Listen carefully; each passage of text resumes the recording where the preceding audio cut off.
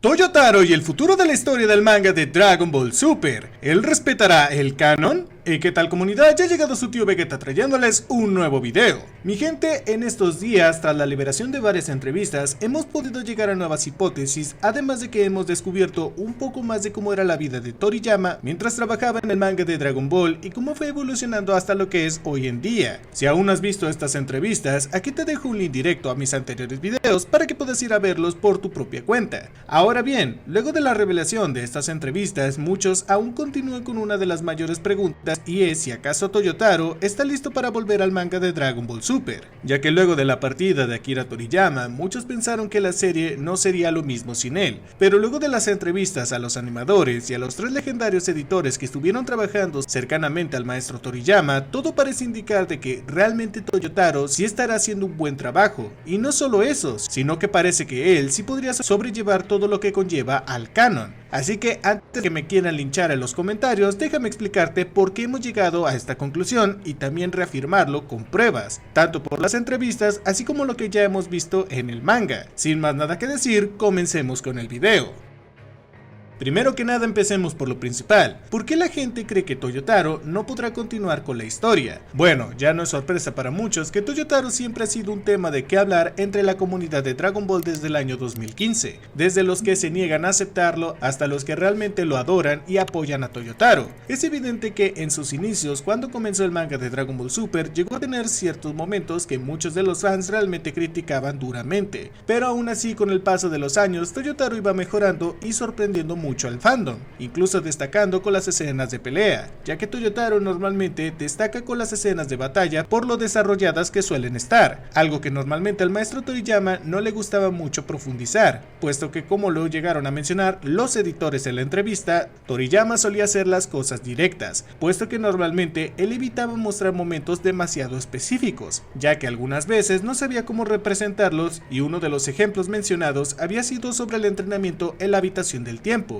donde Toriyama solía representar dicho entrenamiento en una sola página, donde llegaba a explicar el funcionamiento de la habitación y recordar brevemente de que ellos aún continuaban entrenando a lo largo del capítulo en el manga, a diferencia del anime, donde podemos ver momentos en donde los guerreros están entrenando. Estos momentos en la habitación del tiempo son considerados relleno, y fue beneficioso para la Toei Animation para no alcanzar demasiado rápido al manga. Ahora bien, a diferencia del maestro Toriyama, que normalmente evitaba mostrar estas escenas más detalladas, a Toyotaro le encanta profundizar en sus escenas, y más si se tratan de escenas de pelea o de entrenamiento. En las batallas contra los enemigos podemos apreciar varios momentos donde se les ve realizar sus técnicas en combate, y un ejemplo en batallas en entrenamiento tenemos la pelea de Vegeta contra Broly, donde podemos ver cómo Broly poco a poco se debe de acostumbrar a la manera de pelear de Vegeta y no perder el control.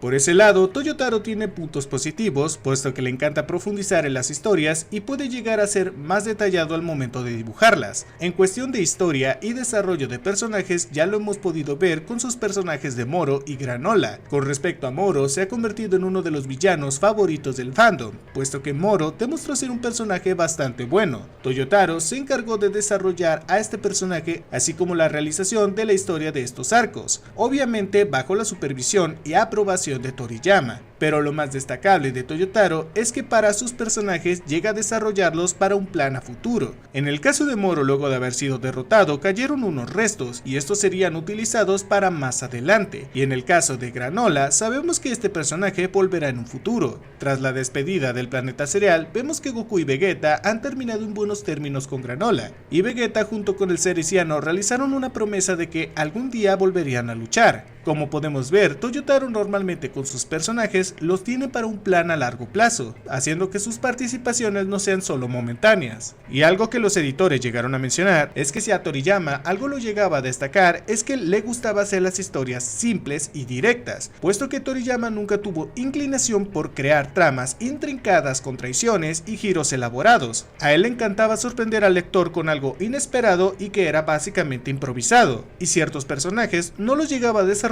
lo suficiente, puesto que no los veía para un plan a largo plazo. plazo. Y bueno, un ejemplo de ello que ya todo el fandom conoce ha sido el caso de Launch, ya que el día que Toriyama vio que este personaje ya no podía agregar más para la trama, de un día para el otro este desapareció, y lo único que se sabe de ella es gracias a un dibujo especial de Toriyama en Navidad durante la pelea de Goku con Freezer en el planeta Namek, y es aquí donde se explica que Launch se fue por el mundo a buscar a Ten Shin Han. De ahí en más nunca se volvió a ver en la serie, y cuando se lo volvió a ver solo fue por parte del relleno de Toei Animation en el anime. Otra cosa a destacar es que, como lo mencioné anteriormente, Toriyama no era muy fan de crear historias muy rebuscadas y solo solía dar pistas sin desarrollar historias de fondo complejas. En la entrevista con los editores, de hecho se mencionó que al principio de la historia sobre la cola de Goku no era por un linaje Saiyajin. Eso se desarrolló tiempo después cuando se hizo mención de que si Goku iba a ser un extraterrestre, entonces tendrían que profundizar algo en temas del espacio, así que se basarían en lo que habían hecho con la transformación de Goku en un mono gigante. Incluso en su momento, esta transformación ni siquiera se llamaba Osaru. La transformación del mono gigante fue algo improvisado que en su momento salió mal, ya que tuvo una caída muy grande en las ventas, por lo que dicha transformación no pasó de un solo capítulo y directamente le cortaron la cola. La transformación de Goku a mono gigante básicamente fue un intento de inspiración en la mitología del hombre lobo, y su transformación fue hecha porque pensaron que a los lectores les emocionaría al ver una pelea contra un mono gigante, y la cola de Goku en sus inicios solo era básicamente una inspiración en el cuento del viaje del oeste de Sun Wukong. Como puedes ver, Toriyama solía únicamente desarrollar historias en su momento. Este las mantenía brevemente y cuando se aburría de ellas, las podía descartar y comenzar con algo nuevo para sorprender así al lector. Y un ejemplo claro de ello fue la mención de la vida escolar de Gohan. Cuando Toriyama se aburrió de esa pequeña historia, directamente terminó con ella y se enfocó en el torneo de las artes marciales, el regreso de Goku a la Tierra por un día desde el otro mundo y por supuesto el poderoso Majin Buu. De hecho, hasta donde sabemos, la saga de los androides fue una de las que más se tuvieron que esforzar, y parece que fue una de las que Toriyama más sufrió en hacerla, puesto que los viajes en el tiempo no son nada fáciles de explicar, ya que por una pequeña cosa que saliera, algo se tendría que explicar de nuevo y así evitar que algo se reburuje con el tiempo. Por eso, cuando llegó Cell, cortaron poco a poco con esta trama, ya que debemos de recordar que luego de la explicación de Cell, ya no quisieron explicar más sobre la trama de los viajes en el tiempo, y fue cuando Cell propuso su torneo de las artes marciales, y no fue hasta que Trunks regresó a su época para acabar con los androides y con Cell, para así terminar por completo con esa historia en esa época. Toyotaro, por otro lado, le ha gustado desarrollar y explicar más las historias. Normalmente es él quien se basa en lo que ya se ha mostrado en todo Dragon Ball para así poder sobrellevar la historia. Por así decirlo, Toyotaro es quien más respeta el canon de la serie y esto a Toriyama no le disgusta en lo absoluto. De hecho, ya que además de que era él quien aprobaba sus ideas y solía corregir ciertos detalles de su historia, así como también los diseños de sus personajes, recordemos que en la entrevista se llegó a mencionar que Toriyama ya estaba tan despegado de su obra que él quería que otros aportaran ideas o impulsaran el proyecto sin que dependieran constantemente de él. Takeda incluso mencionó que Toriyama voluntariamente dejó de proponer nuevos proyectos. Cada nueva iniciativa era recibida con un pasivo "adelante, haz lo que quieras". Así que podemos ver que desde el inicio de Dragon Ball Super ha sido Toyotaro quien se ha tenido que encargar mayormente de la historia de Dragon Ball Super en el manga. Claro, él junto con el equipo de la editorial proponía las ideas y era Toriyama quien aprobaba la que mejor le pareciera. A partir de ahí, Toriyama ayudaba con la creación del guión, así como las correcciones a Toyotaro, pero Toriyama ya estaba bastante despegado de su obra, y él ayudaba a Toyotaro para que el día que él se pudiera retirar por completo, sería Toyotaro quien llevaría la responsabilidad de continuar con su obra sin tener que depender creativamente de él en el manga, algo que tristemente nadie esperaba que llegara muy pronto. Ya para terminar, vamos a abordar este último punto. ¿Es realmente Toyotaro el sucesor de Toriyama y quien realmente va a continuar con su legado en el manga? Bueno, la respuesta es sí, y esto no es desde ahora. Desde hace bastantes años se ha sabido y hoy más que nunca está más que claro. Primero que nada, en la entrevista a Toyotaro en el Lee Journal de Mickey del año 2019 fue donde se nos mostró que la propia Shueisha fue la que le ofreció a Toyotaro en el año 2015 a dibujar Dragon Ball Super. Fue ahí donde conoció conoció al maestro Toriyama y fue él quien lo animó diciéndole que su trabajo era delicado y que tenía muchas ideas. Fue ahí donde Toriyama lo había elegido como su sucesor y este menciona que para él ha sido un gran orgullo. Su método de trabajo, según lo menciona en la entrevista, había sido que él tenía las ideas, las dibujaba en un guión gráfico y luego era Toriyama quien tenía que validarlas. Cuando ambos estuvieran de acuerdo, entonces Toyotaro comenzaba a dibujar, realizando hasta 10 páginas por día. Toyotaro menciona que para las escenas de pelea hay que encontrar las posturas para que los movimientos sean realistas, pero es gracias a que Toyotaro cuando era niño practicaba karate, por lo que eso le ayudaba a realizar los gestos en la postura de Goku.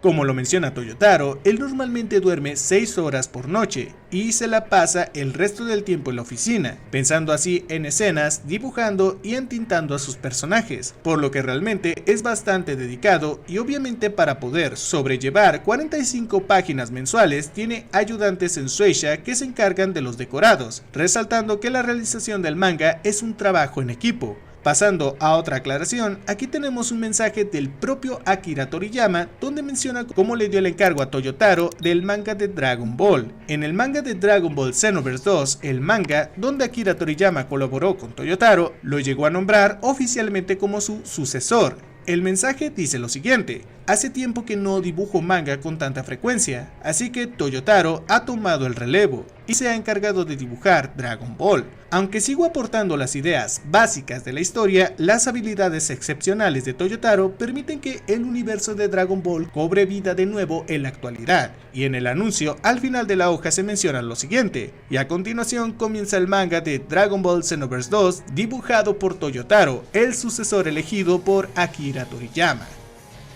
Incluso se llegó a mostrar una tarjeta de dedicatoria que Toriyama le había dado a Toyotaro en donde lo incentivaba a continuar con el manga. Creo que ya lo habrá notado, pero el estilo de dibujo de Toyotaro es muy meticuloso y tiene un gran sentido de la presentación, superando con creces la calidad de mi propia serie de Dragon Ball durante su publicación original. Es algo realmente admirable y agradezco mucho. Además, a medida que avanzo en la lectura, veo que incluso los personajes secundarios como Krillin y otros están cobrando vida de nuevo bajo su mano, y estoy emocionado de ver qué le depara al futuro. Ha sido un placer trabajar con Toyotaro en esta nueva etapa de la serie como su autor original, y espero que esté satisfecho con el resultado. Esto demuestra la humanidad increíble de Akira Toriyama, pues él elogia a Toyotaro, diciendo que artísticamente ya lo superó cuando él dibujaba para el manga. Esto deja en claro la enorme confianza que depositó hacia Toyotaro para que siguiera continuando con la serie. Como podemos ver, Toyotaro fue elegido hace mucho tiempo como el sucesor de Toriyama en la historia del manga de Dragon Ball. Toyotaro es quien mayormente se ha esforzado en la creación de las historias y es Toriyama quien ha estado apoyando y alentándolo a continuar, puesto que al ya estar bastante despegado de su obra, el maestro menciona que normalmente solo aportaba las ideas básicas y era Toyotaro quien desarrollaba más estas ideas y veía cómo hacer que otros personajes que parecían olvidados volvieran a tener relevancia. Y por el último capítulo especial del manga, el cual fue un spin-off de Goten y Trunks, pudimos darnos cuenta de que Toyotaro trata de traer nuevamente a personajes que por mucho tiempo estuvieron fuera del canon, así como también los que habían sido olvidados. Sabemos que, aunque no haya noticias de cuándo el manga estará regresando, podemos ver que por el último capítulo del manga, Toyotaro aún tiene nuevas ideas y formas de sorprender a los lectores. Ya veremos qué nuevas historias nos estará trayendo y solo el tiempo dirá si Toyotaro ha realizado un buen trabajo o no. Recuerda que en estos días continuaré trayéndote nuevas teorías, así como también el calendario oficial de la franquicia que es liberado cada inicio de mes. Así que si no quieres perdértelo, suscríbete, activa la campana de notificaciones y no olvides seguirme en todas mis redes para no perderte ninguna de estas noticias. En fin, ¿tú qué opinas? ¿Qué te ha parecido esta información? Déjanos tus opiniones y teorías en la caja de los comentarios.